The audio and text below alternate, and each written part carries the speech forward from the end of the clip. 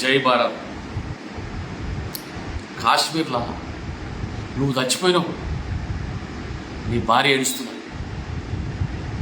నీ బావ చచ్చిపోయాడు, మీ అక్క ఏడుస్తుంది, నిన్ను కన్నా నీ తండ్రి చచ్చిపోయాడు, మీ అమ్మ ఏడుస్తుంది. అడ అడగలేదు నువ్వు ఎస్టీవా, నువ్వు బీసీవా, నువ్వు అగ్రవర్ణానివా, నువ్వు అంబేద్కర్ సంఘమా, నువ్వు బీసీ సంఘమా అని అడగలేదు. హిందువు అయితే చెక్కి వేసి చెడ్డిప్పి చంపారు. అర్థమవుతుందా? ఏడున్నావు మనం, అర్థం కావాలి. ఇక్కడ ఒక్క సస్తున్నాం కదా కులాల పేరు మీద.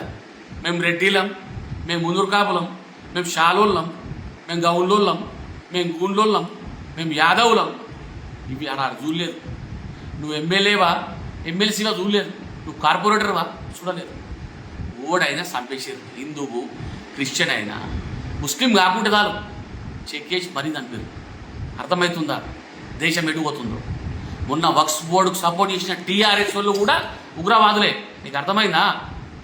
వక్ఫ్ బోర్డు కోసం సపోర్ట్ చేసిన వీళ్ళు కూడా, కాంగ్రెస్ వాళ్ళు కూడా ఉగ్రవాదులే. వాళ్ళకు సపోర్ట్ ఇచ్చారు కదా. పశ్చిమ బెంగాల్ ఏం చేసారు? హిందువులను తరిమి కొట్టారు. వీళ్ళు కూడా ఉగ్రవాదులకు కిందకేస్తారు. ఇప్పుడు వాళ్ళకు చంపిన వాళ్ళకి వీళ్ళు సపోర్టర్లుగా ఏర్పడకుండా పరోక్షంగా రాహుల్ గాంధీ దేశం దాటిపోయిన లోపల ఏదో కూడా అవుతా ఉన్నది. వాళ్ళు ఇక చంపి నరేంద్ర మోడీకి చెప్పుకో అని చెప్తున్నారు.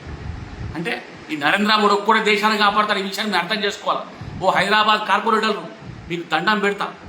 ఆడ మీరు పోయి ఉంటే మీ బతికేమవుతుండే, మీ అన్న పోయి ఉంటే మీ అన్న బతికేమవుతుండే, నీ కొడుకు పోయితే నీ కొడుకు బతికేమవుతుండే. అదొకటి ఆలోచించుకోరు. దేశం కోసం పనిచేయరు, కులాల మతాలు పనిచేయరు. గడప లోపల నీ కులం, గడప దాటితే అంతా హిందువులం. ఈ దేశం కోసం పనిచేద్దాం, ధర్మం కోసం పనిచేద్దాం.